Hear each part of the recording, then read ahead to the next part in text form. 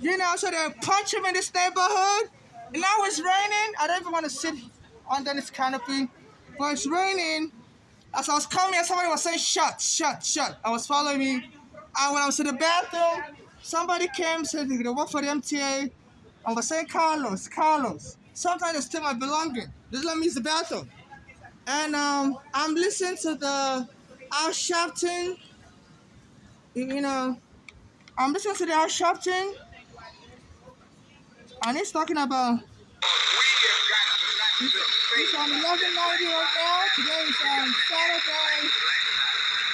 Today's Saturday, I believe it's July 13th, 2024. When they killed my friend, we got the Al Sharpton, they didn't have to.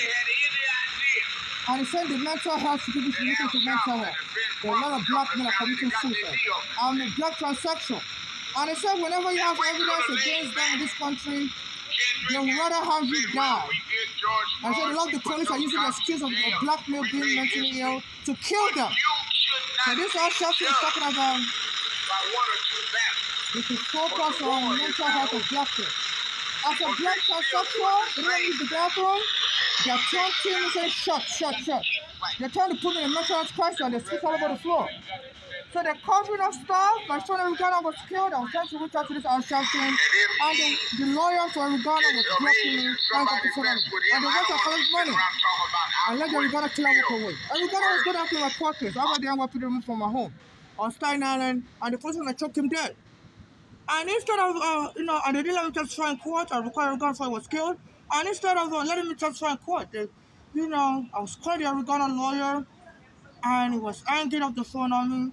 And I later saw that they paid my Erigana family, behind my back, and dismissed the court case for the Erigana killer. And this Eric Adams is close to the Erigana family.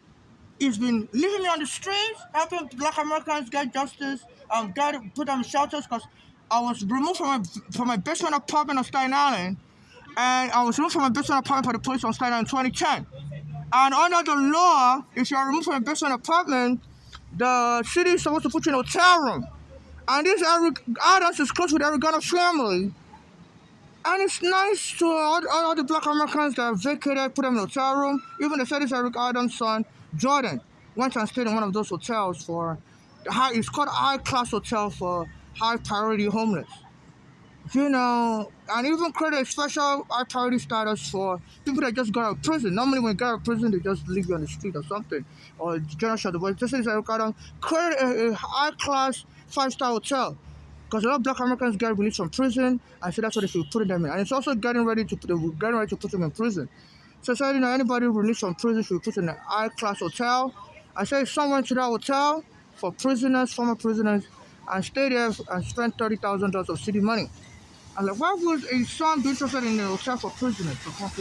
Well, what's that about? So they're supposed to even put people like me that was vacated from our apartment, basement apartment, put us in that kind of hotel, because the Legal Society sued in the 1990s because they were kicking black Americans out of their basement apartment and putting them on the streets where they would get robbed, get beat up by chiefs. So the Legal Society sued the city of New York in 1990s.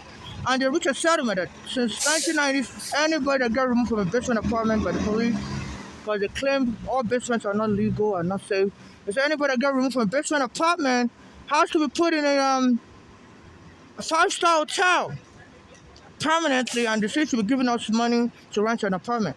So the city never helped me. My mother would apply for that kind of hotel. They never helped us since 2010.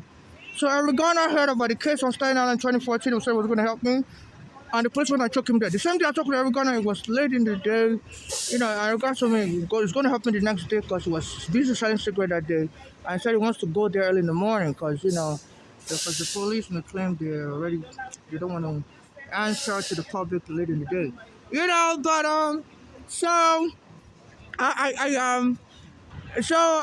But we're telling other people that, if anybody else wants to help me, because we were selling cigarettes that day on Victor Boulevard and Bay Street, close to a Spanish restaurant.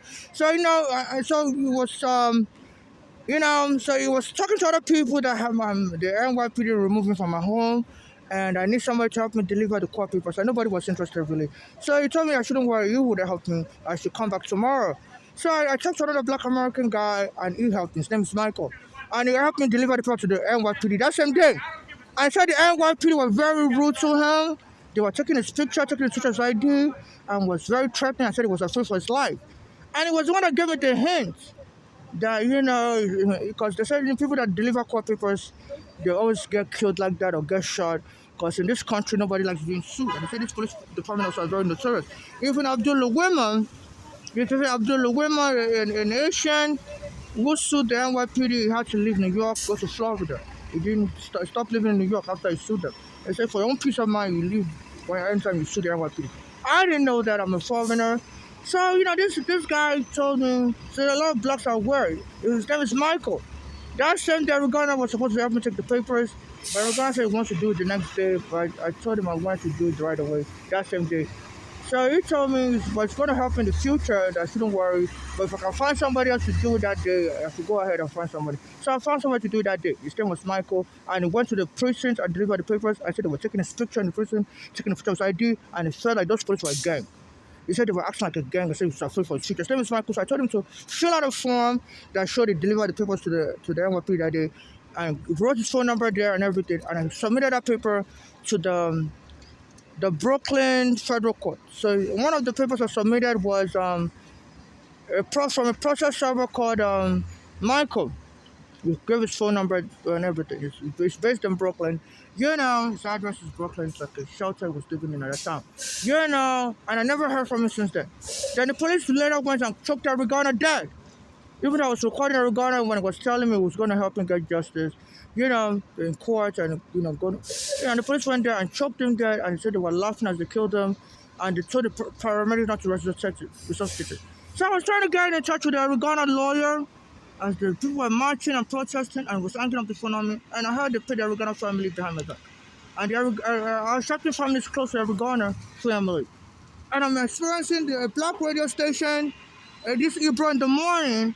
He said it's willing to help listeners that are having difficulty, that if you call them with whatever problem they have, then you help them financially. Anytime I call him, wouldn't answer the phone. They were only picking up phone calls from black Americans. Another radio host from another station said he also does that. He always checks the caller ID and only picks people by their name. So I'm noticing a lot of this, so I think a lady called, her name was Shaniqua, you can tell she's black American. And, something like that, I don't remember the name of the female. It was a black American name. So they're doing reverse discrimination. They say a lot of employers, if they see your name is black American, they won't hire you. So this black radio host, if you don't have a black American name, they don't answer your phone call. So this April in the morning guy was saying he was going to be helping his listeners during the COVID. He said he's a human rights activist, a nice guy. Because back then also I used to tell people on the street that my friend Regana was killed and nobody's helping me. All the activists are not helping me. As a foreigner, they want me to suffer on the street and die. My mother also, they wouldn't help us. I went to the Shopton, also didn't help me the time I went there. And Regana was going to help me, they killed Regana. So I think they all have blood in their hand because they didn't help me and they want something bad to happen to me. So there's like a conspiracy of black Americans trying to help us as an African, like they think I'm a nobody. And this Al Sharpton is saying today on his radio show. Let me go back to the radio. Porque creemos que diablo de ocultar los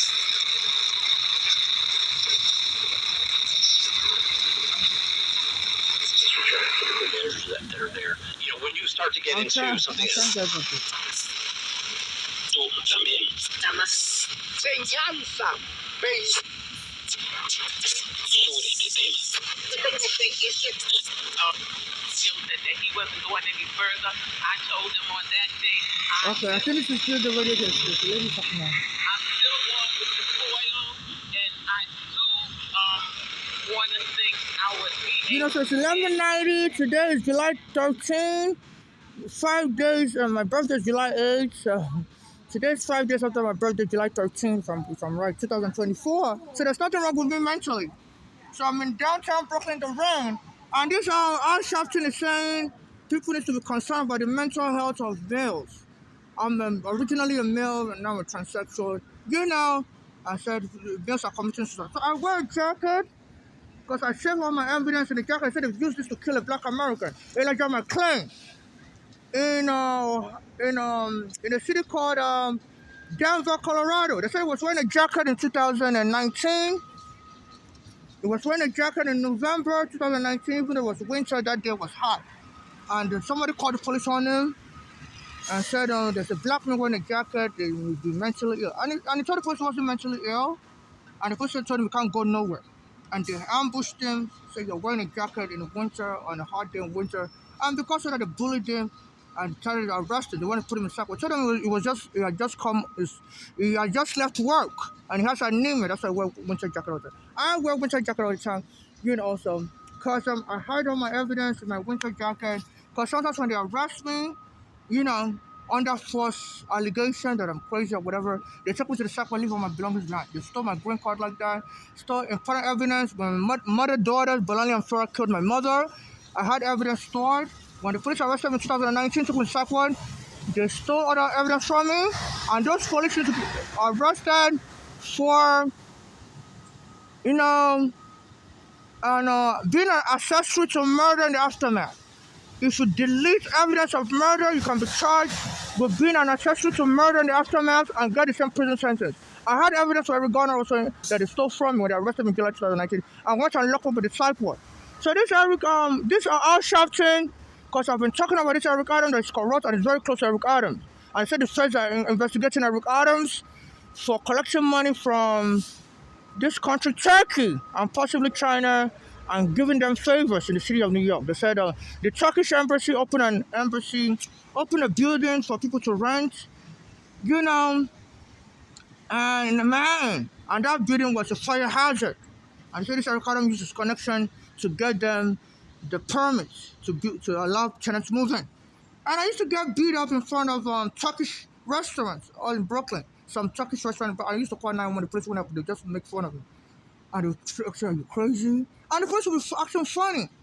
Are you saying you're crazy? I'm like, no, the Turkish restaurant guy used to bother me. I used to call 911. So in case anything happens to me, during COVID 2020, there was a particular Turkish restaurant around 36th Street and 4th Avenue. The guy there will come out of his restaurant and tell me, get away from me. I'll be charging my phone. I said, sir, you have no right to talk to me like I'm a black slave. Not knowing Eric Adams was collecting money from the Turkish government. And he was the borough president of Brooklyn. And Eric Adams used to say back then that if you're not originally from New York, go back to where you came from. New Yorkers are real New Yorkers. And that time people used to make fun of my accent, that I speak with a fake American accent as a foreigner. So my mother just been killed. There's this black American gang attacking me. This Al Sharpton wouldn't help me. So like, oh my God, what have I walked into? My mother was killed by Doris Bolani and Flora, they hold their citizenship. This Al Sharpton wouldn't help me. I went to his office. The black lady that was just looking in front of me said that I look crazy to her. I was a poor person, dressed like a poor person. That was around 2000, before the kid Eric Garner. I always dress poor. Just because I'm poor, I don't dress with bling, gold chain. Doesn't mean I'm a crazy person.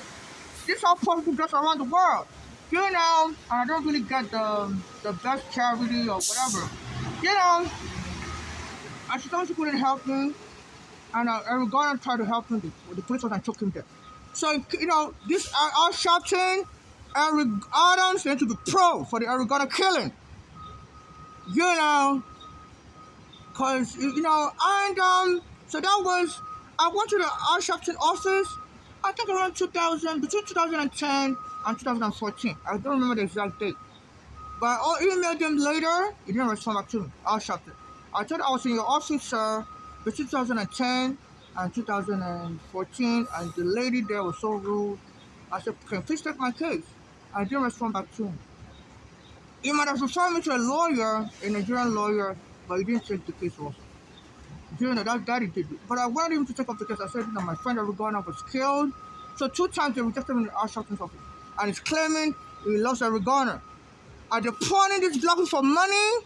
What in the corruption is going on? And now this Al Sharpton is talking on his radio show. As I'm going to talk about, I just want to use the bathroom. I said, we're going to get you. Some female came to the bathroom with me. I said, excuse me, miss. I'm recording, what you just said to me. I was in my store. She came to the store next door. She was a black American female. I'm like, are you a black American gang member? why are you trying to make me paranoid? I said, you don't come into the bathroom next to somebody and say, we're going to get you soon. I said, try to make me paranoid. I said, no, I'm not talking to you. I'm talking to my parents. I was trying to, she was saying she was talking to her parents. I said, okay, yeah, I believe you, lady. Then another lady came into the bathroom. She was saying, Carlos, hello, Carlos. You know, sometimes they steal my belongings. I push my belongings. So I spoke with her. I said, who are you? Miss, because she was saying she works for the MTA and said they were going to lock up all the bathrooms again. The people are stealing tissue. I'm like, I don't see your tissue. And she told me, yeah, no, she's not talking about me. Yeah, she was just talking in general. I said, okay, that Carlos is your friend. He said, yeah. You know, so Carlos, they always steal my belongings. So I was just about to my J Street. So now it's raining. I just walked past here. I didn't see all this nonsense. As soon as it's raining, they saw I was going to make my way out of the rain. They want to keep me in the rain to make me look like I'm a crazy person sitting in the rain. And that's when the police saw me all drenched up. So I got up out of the rain to come sit back here. To scare me away, they left it.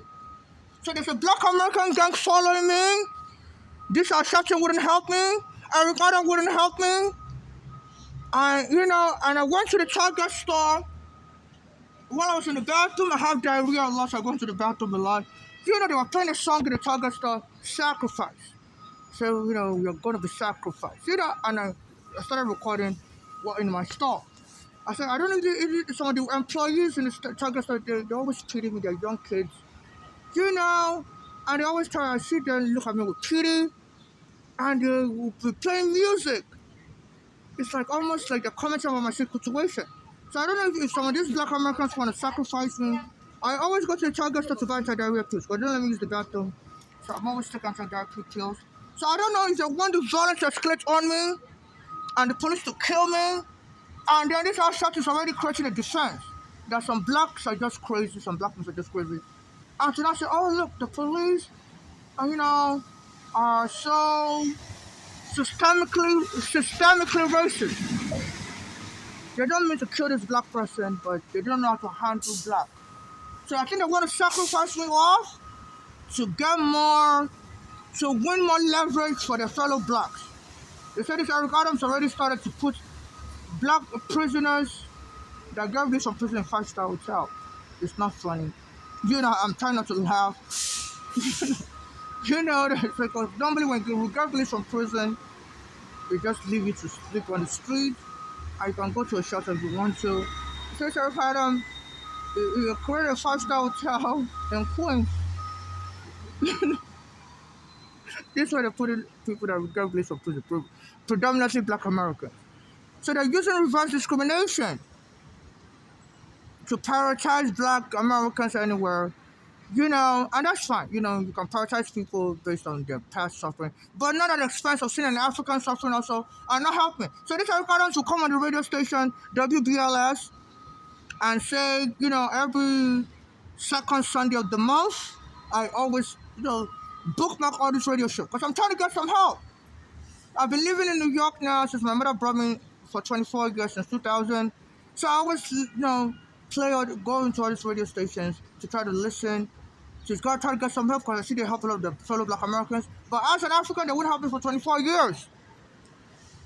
Because, it's reverse discrimination. They say a lot of employers won't hire black Americans if they have names like Shaniqua, Tanisha, and stuff. If their name is Tanisha Jackson, the employer won't hire them. So now I was listening to a black host. I used to call this radio show, he wouldn't answer me. And all of a sudden, he picked up the phone and said, your name is Shaniqua, right? And I think the name of the lady was Shaniqua. I don't remember her name really. I was like, how do you know my name? The black lady was like, how do you know my name? She said, I always watch the caller ID before I pick up the phone. I said, wow. So this is why all these black American radio stations don't let me, a lot of them, not all of them, don't let me speak on the radio.